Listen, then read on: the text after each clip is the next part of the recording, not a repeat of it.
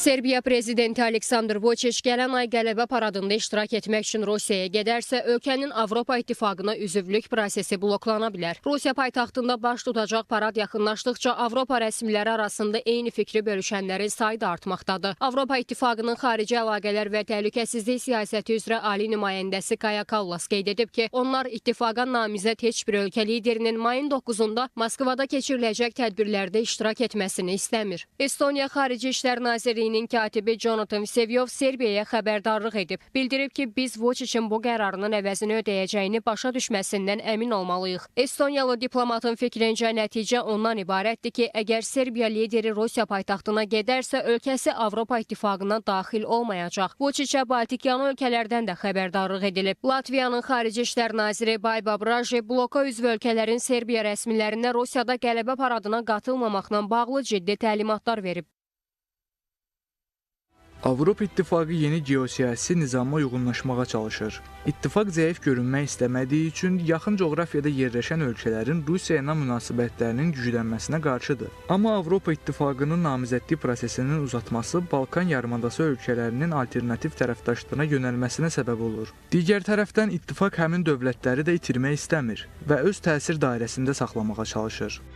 Digər tərəfdən Serbiya 2012-ci ildən bəri ən böyük ticarət tərəfdaşı və investoru olan Avropa İttifaqına üzv olmaq üçün namizəddir. Hərbi cəhətdən neytral ölkə NATO ilə əlaqə saxlayır və üzv ölkələrdən silah alır. Ancaq Balkan ölkəsi demək olar ki, tamamilə Rusiya qazından asılıdır və silahlanmasında da Moskvanın xüsusi çəkisi var. Eyni zamanda iki ölkə arasında əsrlərə dayanan dostluq əlaqələri mövcuddur. Bunu Serbiyanın Rusiya-Ukrayna müharibəsinə münasibətində də görmək mümkündür. Belqradın Ukraynaya silah tədarükündən imtina etməsi və Avropa İttifaqının Rusiyaya qarşı tətbiq etdiyi sanksiyalara qarşı çıxması bunun bariz nümunəsidir. Digər tərəfdən Serbiya prezidenti Vučić müharibədən əvvəl və döyüşlərin getdiyi dövrdə Rusiya ilə dostluq münasibətlərinin vacibliyini vurğulayıb. O, həmçinin Ukrayna münaqişəsinin diplomatik yolla həll olunmasını müdafiə edib. Məhz bu səbəbdən də Avropa İttifaqının Serbiya liderinin hakimiyyətinə son qoymaq üçün müxtəlif ssenarilər üzərində çalışdığı bildirilir. Serblər arasında da ittifaqa üzvlüklə bağlı fikir ayrılıqları var. Keçirilən sorğulara əsasən əhalinin yalnız 33%-i Serbiyanın Avropa İttifaqına üzvlüyünü dəstəkləyir. Analitiklərin fikrincə Belqradın enerji məsələsində Rusiyadan ciddi asılılığı əhalinin fikri ilə yanaşı hökumətin də siyasətinə təsir edir.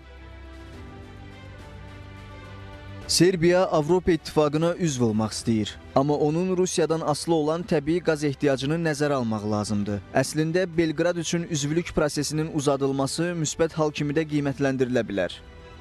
Onu da qeyd edək ki, mayın 9-da Moskvada keçiriləcək qələbə paradına qatılmaqla bağlı Avropa liderləri arasında fikir ayrılıqları yaşanır. Rusiya prezidenti Vladimir Putinə yaxınlığı ilə bilinən Macarıstan baş naziri Viktor Orban mərasimə qatılmayacağını vurğulayıb. Slovakiyanın baş naziri Robert Fico isə bayram tədbirində iştirak etməyi planlaşdırır. Qeyd edək ki, Volodymyr Zelenski Avropa liderlərini və yüksək rütbəli məmurlarını mayın 9-da Ukraynaya səfərə dəvət edib. Bu addımdan Kiyev Rusiyaya qarşı tarazlıq yaradaraq diqqəti qələbənin 80 illiyi münasibəti ilə paradın keçiriləcəyi Moskvadan yayındırmaq istəyir.